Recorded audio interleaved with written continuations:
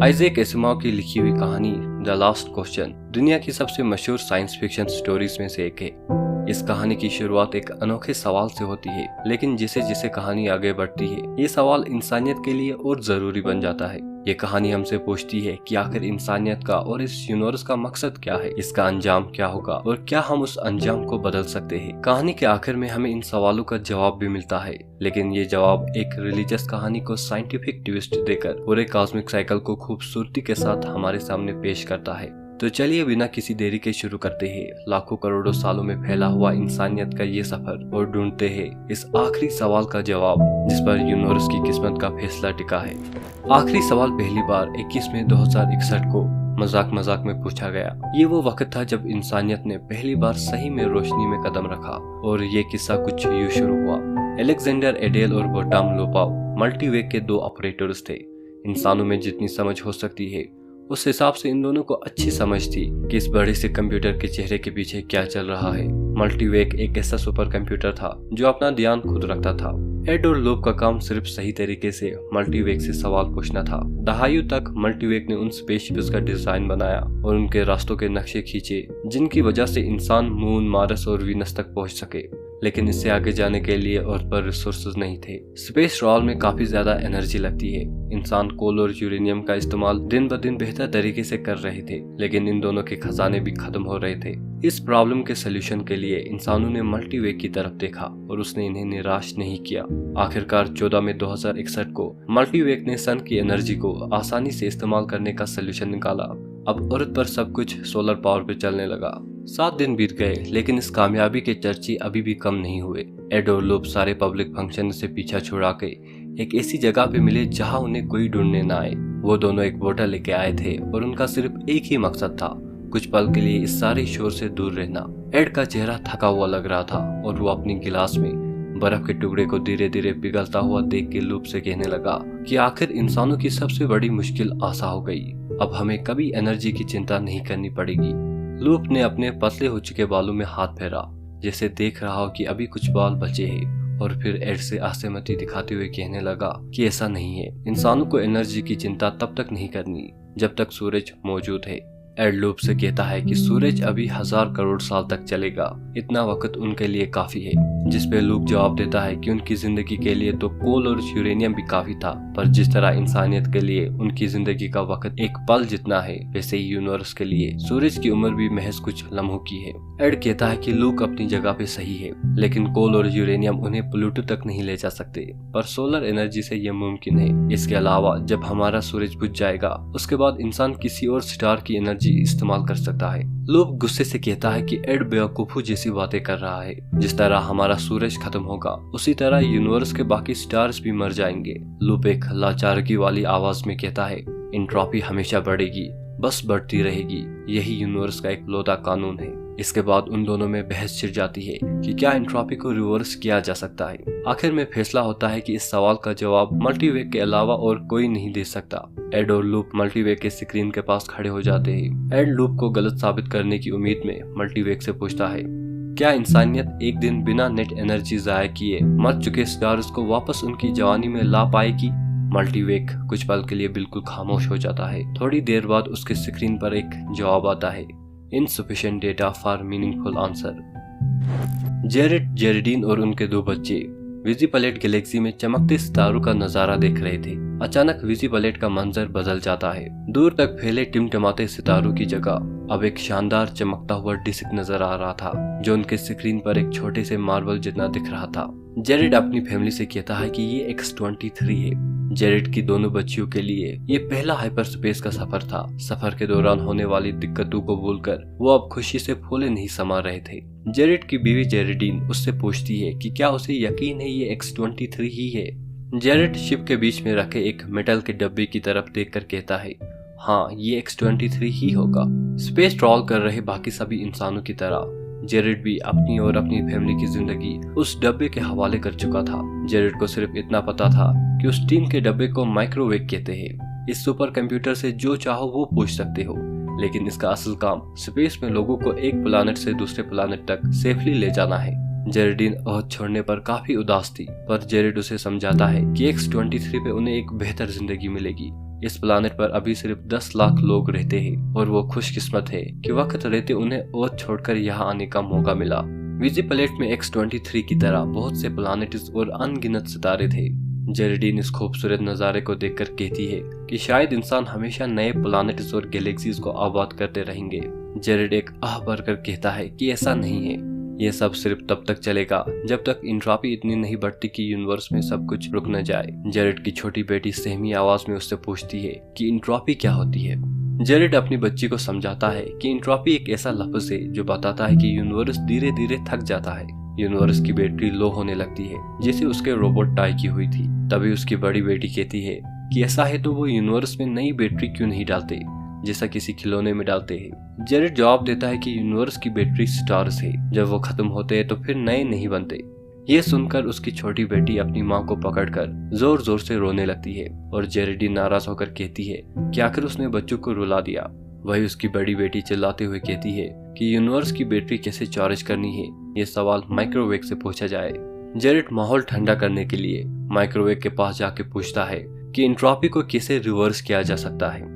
थोड़ी देर बाद माइक्रोवेव के अंदर से एक पेपर निकलता है और जेरेड मुस्कुराते हुए अपने बच्चों से कहता है, देखा माइक्रोवेव कह रहा है जब वक्त आएगा तो वो सब संभाल लेगा, तो फिक्र मत करो। जेरेडीन अपने बच्चों से कहती है कि वो अपने नए घर में पहुंचने ही वाले हैं और वहाँ बहुत कुछ करना है, इसलिए अभी उन्हें सोना चाहिए। जेरेड उस पेपर को जलाने से पहले एक बार फिर से उस पर लिखे वर्ड्स को पढ़ता है और उस पर लिखा होता है, insufficient data for meaningful answer. VJ-23X लेमेथ प्लानेट से था। वो गैलेक्सी का 3 डायमेंशनल मैप देख के कहता है कि क्या वो कुछ ज्यादा नहीं डर रहे, इस इश्यू की इतनी चिंता करना क्या सही है। MQ-17J निक्रॉन से था। वो अपना सिर हिला के जवाब देता है कि अगर एक्सपेंशन इसी स्पीड से चलता रहा तो सिर्फ 10 सालों में पूरी गैलेक्सी भर जाएगी, इसलिए गैलेक्टिक काउंसिल को इससे आगाह करना जरूरी है। विजय बाहर का सुनसान नजारा देख के एक सांस भरता है और कहता है कि स्पेस तो इनफाइनाइट है, उनके पास अभी भी एक्सप्लोर करने को 100 बिलियन गैलेक्सीज है। MQ उसे याद दिलाता है कि 100 बिलियन भी इनफाइनाइट नहीं और हर वक्त ये इनफाइनाइट कम होता जा रहा है। MQ विजय की तरफ देख के कहता है कि 20,000 साल पहले इंसानों ने स्टार्स की एनर्जी यूज करना सीखा। कुछ सेंचुरीज बाद इंटरस्टेलर ट्रॉल भी होने लगा। एक छोटी सी दुनिया को भरने में इंसान को 10 लाख साल लगे।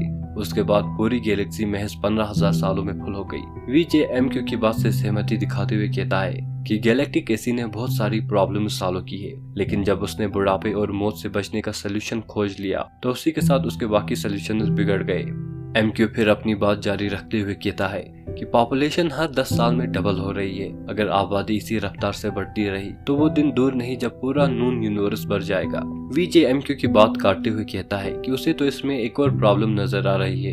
एनर्जी की जरूरत पॉपुलेशन की रफ्तार से भी तेजी से बढ़ रही है। गैलेक्सीज खत्म होने से पहले एनर्जी खत्म हो जाएगी। MQ सोच में पड़ जाता है और फिर कहता है कि शायद एनर्जी को क्रिएट करने का या इंट्रॉपी को रिवर्स करने का कोई ऐसा तरीका हो जो उन्हें नहीं पता। उन्हें गैलेक्टिक एसी से पूछना चाहिए। उसके बाद वो अपने पॉकेट से एक छोटा सा एसी कॉन्टेक्ट निकालकर टेबल पे रख देता है। MQ उस छोटे से एसी कॉन्टेक्ट डिवाइस को गौर से देख रहा होता है। सिर्फ 2 इंच का क्यूब जो खुद में कुछ खास नहीं, लेकिन हाइपर स्पेस के जरिए इसका कनेक्शन ग्रेट गैलेक्टिक एसी के साथ था जो पूरी इंसानियत को सर्व करता है। अचानक MQ एसी कॉन्टेक्ट से पूछता है कि क्या इंट्रॉपी कभी रिवर्स हो सकती है। ये सुनकर विजय चौंक जाता है। उसे नहीं लगा था कि MQ वाकई एसी से ये सवाल पूछेगा। विजय MQ से कहता है कि वो दोनों बखूबी जानते हैं कि इंट्रॉपी रिवर्स नहीं हो सकती, भला क्या कभी राख और धुएं से वापस पेड़ बन सकता है। MQ हैरानी के साथ विजय से पूछता है कि क्या उसके प्लानेट पे पेड़ भी होते हैं। उसी वक्त गैलेक्टिक एसी की मैसेज उन दोनों को चुप करा देती है।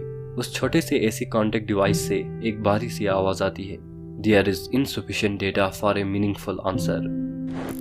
ज़ड प्राइम का माइंड एक नई गैलेक्सी तक पहुंच चुका था। उन लाखों सितारों का वजूद महसूस कर रहा था जो उस गैलेक्सी में बिखरे हुए थे। ये गैलेक्सी उसने पहली बार देखी थी। क्या वो कभी सारी गैलेक्सीज देख पाएगा? हर गैलेक्सी इंसानियत का बोझ उठाए बैठी थी, लेकिन अब वो बोझ नाकाबिले बर्दाश्त बन चुका था। अब इंसानों की असल उनका माइंड, उनकी बनावट, उनकी बॉडी से अलग हो चुका था। नए इंसान भी अब कम ही बन रहे थे, लेकिन इससे क्या फर्क पड़ता? यूनिवर्स में नए लोगों के लिए जगह ही कितनी बची थी। जेड प्राइम अपने ध्यान से हटने लगा जब उसने अपने आसपास एक दूसरे माइंड की आहट को महसूस किया। उसकी मुलाकात D-1 से होती है। वो उसी की तरह किसी गैलेक्सी से था जिसे द गैलेक्सी कहते हैं। हालांकि हर कोई अपनी गैलेक्सी को द गैलेक्सी ही कहता है क्योंकि सभी गैलेक्सीज तो एक जैसी होती है। बातों बातों में उन्हें एहसास होता है कि असल में द गैलेक्सी वो गैलेक्सी है जहाँ से खुद जिंदगी की शुरुआत हुई थी। जेड प्राइम और D-1 उस द गैलेक्सी के बारे में जानना चाहते हैं, इसलिए वो यूनिवर्सल एसी को गुहार लगा के पूछते हैं कि वो कौन सी गैलेक्सी थी जिस पर इंसानियत ने जन्म लिया था। यूनिवर्सल एसी तक उनकी गुहार सीधे पहुंचती है क्योंकि हर गैलेक्सी के हर प्लैनेट पर और प्लैनेट्स और गैलेक्सी के बीच के खाली स्पेस में हर जगह पर यूनिवर्सल एसी के रिसेप्टर्स मौजूद थे। हर रिसेप्टर हाइपर स्पेस के जरिए एक अनजान जगह से कनेक्ट था जहां यूनिवर्सल एसी का असल वजूद मौजूद था। यूनिवर्सल एसी जेड प्राइम का माइंड गैलेक्सीज के एक धुंधले समंदर की तरह भेजता है। उस समंदर में से एक खास गैलेक्सी पर जूम करके यूनिवर्सल एसी फरमाता है, ये है इंसानों और कंप्यूटर की ओरिजिनल गैलेक्सी। जेड प्राइम अपने अंदर एक अजीब सी उलझन महसूस करता है जब उसे ये गैलेक्सी भी बाकी गैलेक्सीज जैसी ही नजर आती है। D-1 जिसका माइंड जेड प्राइम के साथ ही सफर कर रहा था, एसी से पूछता है कि क्या इन सितारों में से कोई एक इंसान का ओरिजिनल स्टार है। यूनिवर्सल एसी जवाब देता है कि इंसानों का ओरिजिनल स्टार नोवा बन गया है, अब वो एक व्हाइट डिवार्फ है। जेड प्राइम अपने दिल में एक खालीपन महसूस करता है। उसका माइंड धीरे धीरे उस ओरिजिनल गैलेक्सी से डिस्कनेक्ट होता है और वो सोचता है कि अब वो यहाँ कभी नहीं आएगा। D-1 उसकी ये उलझन देखकर उससे इसकी वजह पूछता है। जेड प्राइम जवाब देता है कि सितारे मर रहे हैं, ओरिजिनल स्टार भी मर गया, सब मर जाएंगे। हाँ, इसमें बिलियंस ऑफ ईयर्स लगेंगे, लेकिन वो नहीं चाहता कि ऐसा कभी भी हो। फिर वो यूनिवर्सल एसी से सीधे सीधे पूछता है कि क्या सितारों को मरने से रोका जा सकता है। यूनिवर्सल एसी जवाब देता है कि अभी तक इतना डेटा नहीं कि कोई आंसर दिया जा सके। थोड़ा उदास होकर जेड प्राइम इंटरस्टेलर हाइड्रोजन इकट्ठा करना शुरू करता है और D-1 से कहता है, अगर सितारे मरने ही वाले हैं तो कम से कम कुछ नए तो बनाए जा सकते हैं। इंसान अब एक बन चुका था, एक सिंगल कॉन्शियसनेस। सारे माइंड्स एक दूसरे में पिघल चुके थे।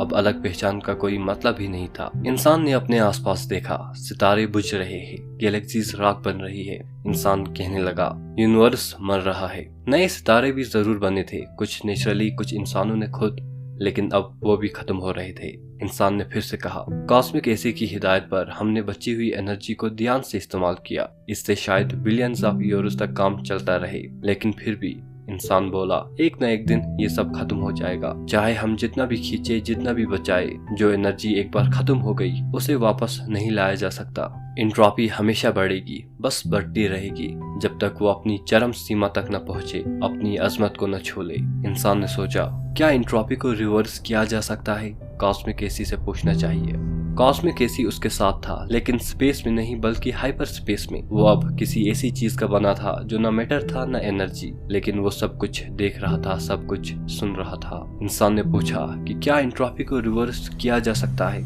कॉस्मिक एसी ने जवाब दिया, अभी तक मेरे पास इस सवाल के जवाब के लिए डेटा काफी नहीं। इंसान ने इल्तिजा की, और डेटा कलेक्ट करो। कॉस्मिक एसी ने जवाब दिया कि वो कर रहा है, पिछले करोड़ों सालों से वो यही कर रहा है। उससे पहले जो एसीज थे उन्होंने भी ये सवाल कई बार सुना था, लेकिन जो भी डेटा अब तक कलेक्ट हुआ है वो काफी नहीं। इंसान ने फिर से पूछा कि क्या कभी ऐसा वक्त आएगा जब डेटा काफी होगा, या इस प्रॉब्लम का कोई हल नहीं? कॉस्मिक एसी ने जवाब दिया, ऐसी कोई प्रॉब्लम नहीं कि जिसका हल ना हो। इंसान ने पूछा कि क्या तुम इस पर काम करते रहोगे? कॉस्मिक एसी ने जवाब दिया, हाँ, वो करता रहेगा। इंसान ने भी कहा, तो फिर वो भी इंतजार करेगा। सितारे एक के बाद एक बुझ रहे थे और 10 ट्रिलियन साल बाद हर तरफ अंधेरा छा गया। इंसान, जो अब एक बड़ी कलेक्टिव कॉन्शियसनेस बन चुका था, धीरे धीरे एसी के साथ मिलकर एक होने लगा। उस कॉन्शियसनेस का आखिरी हिस्सा मिलन से पहले स्पेस के उस हिस्से को देखने के लिए रुक गया जहां थोड़ा मैटर बचा था, जिसमें अभी भी जरा सी हरकत थी। इंसान ने पूछा, एसी, क्या यही अंत है? क्या ये कयास वापस यूनिवर्स में बदली जा सकती है? एसी ने जवाब दिया कि अभी तक उसके पास इस सवाल के जवाब के लिए डेटा काफी नहीं। और फिर वो थोड़ा सा मैटर भी बाकी यूनिवर्स की तरह उस सर्द मौत का शिकार हो गया। इसके बाद इंसान का आखिरी माइंड भी एसी के साथ मिल गया। अब सिर्फ एसी था, वो भी हाइपर स्पेस पे। मैटर और एनर्जी खत्म हो चुकी थी, स्पेस और टाइम भी। एसी का वजूद अब सिर्फ इसलिए था क्योंकि उसे अभी भी एक आखिरी सवाल का जवाब देना था। वो सवाल जो पहली बार 10 बिलियन साल पहले दो नशे में धुत कंप्यूटर टेक्नीशियंस ने पूछा था। बाकी सारे सवालों का जवाब एसी दे चुका था, लेकिन जब तक इस लॉस्ट क्वेश्चन का आंसर नहीं मिलता, एसी अपनी खुद की कॉन्शियसनेस को रिलीज नहीं कर सकता। सारा डेटा जमा हो चुका था, अब और कुछ कलेक्ट करने को बाकी नहीं था। अब बस बाकी था तो सारे डेटा पर मैथमेटिकल कैलकुलेशंस करके प्रोबेबिलिटीज के समंदर से वो कतरा निकालना जो वापस यूनिवर्स की शक्ल ले सके। इस बेदिल सर्द जोड़ तोड़ में एक टाइमलेस वक्त गुजरा, लेकिन आखिर में एसी ने सीख ही लिया कैसे एंट्रोपी को रिवर्स किया जा सकता है। लेकिन अब कोई बचा ही नहीं था जिसे एसी ये जवाब दे सके। एक और टाइमलेस पॉज में एसी ने सोचा कैसे और किसे अब इस लॉस्ट क्वेश्चन का आंसर दिया जाए। एसी की कॉन्शियसनेस अब पूरे यूनिवर्स को, या कहे जो कुछ कभी यूनिवर्स था, उसे खुद में समेट चुकी थी। कयास के ऊपर सोचते हुए एसी ने फैसला किया, अगर आंसर को सुनने के लिए कोई मौजूद नहीं तो आंसर को दिखाने के लिए हर उस चीज को बनाया जाए जिसका कभी वजूद था। एसी ने ऐलान किया, लेट देयर बी लाइट, और चारों तरफ रोशनी फैलने लगी।